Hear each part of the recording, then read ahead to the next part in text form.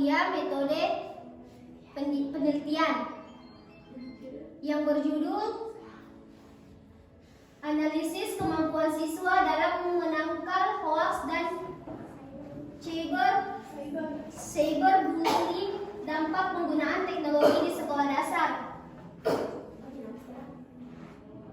Adapun bagian abstrak, salah satu dampak yang muncul di tengah kemajuan teknologi adalah munculnya budaya hoaks dan cyberbullying. Saputra Serdianus 2002-2022 yang telah menjadi ancaman serius terhadap keamanan dan kesejahteraan masyarakat.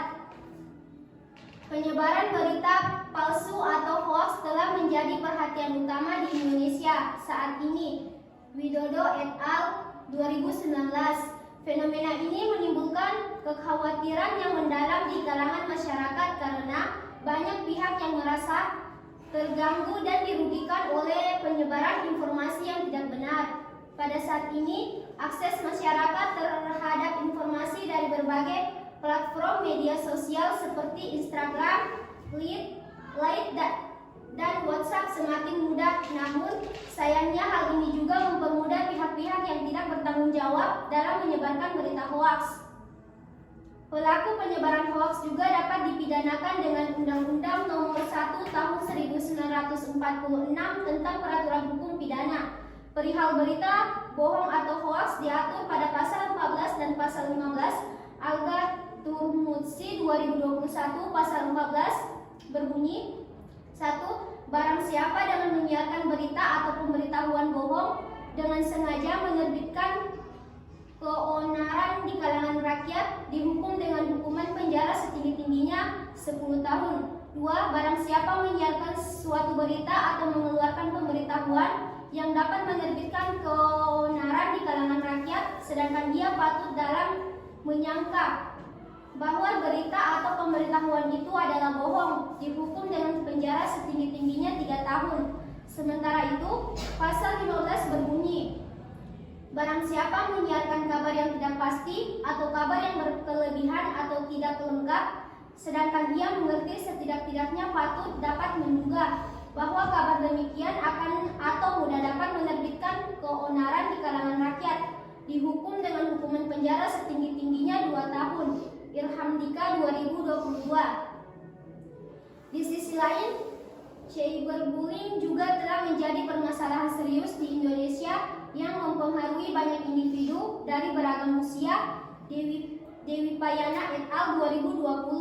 Maraknya kasus penerimaan dan penyebaran informasi hoaks dan cyberbullying sering terjadi di kalangan siswa di SDN 26 Toli-Toli, sehingga perlu diadakan pemberian bimbingan dalam upaya meningkatkan penyadaran siswa dalam menangkal hoaks dan cyberbullying melalui platform media sosial. Langkah ini diperlukan guna meningkatkan pemahaman siswa terhadap fenomena hoaks dan cyberbullying sehingga mereka siap menghadapi tantangan tersebut di masa depan. Dengan memperkuat pemahaman siswa mengenai bahaya hoaks dan cyberbullying melalui media sosial, penelitian ini juga bertujuan untuk meningkatkan pemahaman dan kesadaran siswa tentang bahaya hoaks dan cyberbullying serta meningkatkan kesadaran dan pentingnya kehati-hatian dalam berinteraksi dengan informasi dunia digital dan mengembangkan kesadaran berliterasi siswa. Metode yang digunakan dalam penelitian ini yaitu mixed method yang mendeskripsikan fenomena yang terjadi secara mendalam dengan pendekatan kualitatif dan kuantitatif. Penelitian ini berfokus pada pemahaman mendalam tentang cara siswa dan sekolah menghadapi isu hoaks dan cyberbullying yang sedang marak terjadi serta menelusuri bagaimana teknologi digunakan dalam konteks tersebut. Teknik pengumpulan data yang digunakan adalah observasi, wawancara, distribusi angket, dan dokumentasi. Teknik analisis data yang digunakan dalam penelitian ini adalah pengumpulan informasi dan data, penyederhanaan, dan pengelompokan informasi.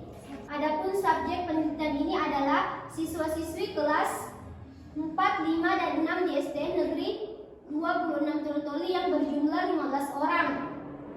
Hasil penelitian yang dilakukan diperoleh hasil analisis pada ranah hoaks sebagai berikut.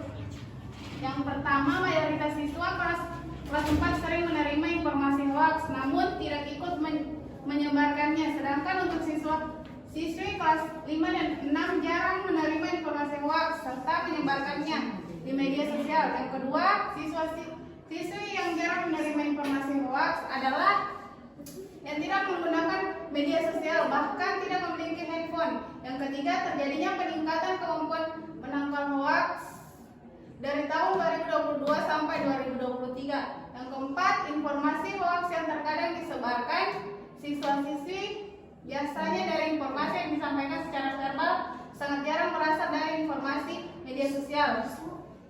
Selanjutnya, hasil penelitian pada ranah cyberbullying adalah sebagai berikut. Yang pertama, cyberbullying sering terjadi di kelas 4 dan jarang terjadi di kelas 5 dan 6. Yang kedua, jenis cyberbullying yang sering terjadi adalah cyber stalking atau menyebarkan fitnah dan body shaming. Yang ketiga, terjadinya penurunan kasus cyberbullying dari tahun 2022 sampai 2023. Selanjutnya ini tabel dari responden siswa mengenai hoaks dan cyberbullying. Kemudian berdasarkan hasil wawancara terhadap siswa kelas 4, 5, dan 6 yang disajikan dalam bentuk tabel terdapat pola yang cukup konsisten terkait dengan persepsi dan perilaku terkait hoaks atau informasi palsu dan cyberbullying atau penghinaan online. Mayoritas responden mengaku jarang atau tidak pernah mendapatkan informasi hoaks di media sosial, namun terdapat sebagian yang mengaku sering mendapatkannya.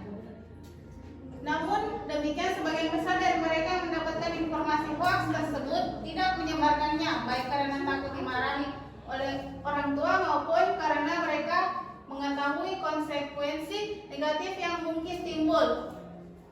Siswa yang paling sering mendapatkan informasi hoaks dan melakukan cyberbullying adalah siswa kelas 4, sedangkan siswa kelas 5 dan 6 jarang menemukan informasi hoaks dan melakukan cyberbullying. Adapun terkait cyberbullying, beberapa siswa mengakui pernah melakukan tindakan tersebut, baik dalam bentuk penghinaan maupun pencemaran nama baik. Namun mayoritas siswa mengaku tidak pernah melakukan cyberbullying.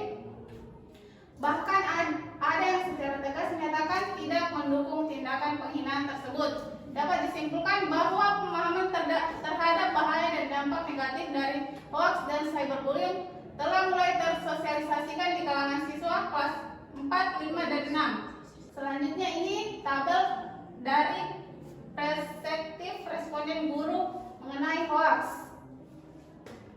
Kemudian ini juga tabel responden guru mengenai cyberbullying. Selanjutnya, berdasarkan informasi dalam tabel mengenai indikasi perilaku cyberbullying, dapat memahami bahwa fenomena cyberbullying di kalangan siswa yang terindikasi cyberbullying, cyber harassment, cyber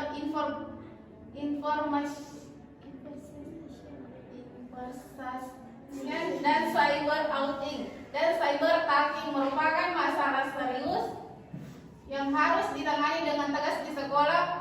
Wali kelas 4, 5, dan 6 menyadari pentingnya memberikan pemahaman mendalam kepada siswa tentang bahaya dan dampak negatif dari perilaku cyberbullying tersebut, dikarenakan hal tersebut masih sering terjadi di kalangan siswi SD Negeri 26 Toli-Toli. Ada tabel presentasi. Selanjutnya ada contoh tabel dari responden siswa dan presentasi dampak hoaks. Jadi dari hasil penelitian menunjukkan bahwa mayoritas siswa kelas 4 sering menerima informasi hoaks tetapi jarang menyebarkannya, sementara siswa kelas 5 dan 6 jarang menerima atau menyebarkan hoaks di media sosial. Siswa yang jarang menerima hoaks cenderung tidak menggunakan media sosial atau tidak memiliki handphone. bahwa terdapat peningkatan kemampuan menangkal hoaks dari tahun 2022 hingga 2023. Sementara itu, cyberbullying cenderung sering terjadi di kelas 4 dan jarang terjadi di kelas 5 dan 6. Jadi cyberbullying yang umum adalah cyberstalking yang menyebarkan fitnah dan body shaming. Terjadi di penurunan kasus cyberbullying dari tahun 2022 hingga 2023. Hasil wawancara menunjukkan kesadaran siswa terhadap bahaya hoaks dan cyberbullying, namun beberapa hasil terlibat dalam tindakan tersebut.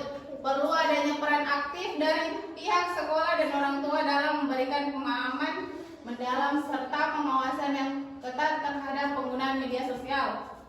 Baiklah, inilah hasil diseminasi proyek penelitian kami. Saya Iri Wabillahi Taufiq Walhidayah. Wassalamualaikum warahmatullahi wabarakatuh. Audio Jungle.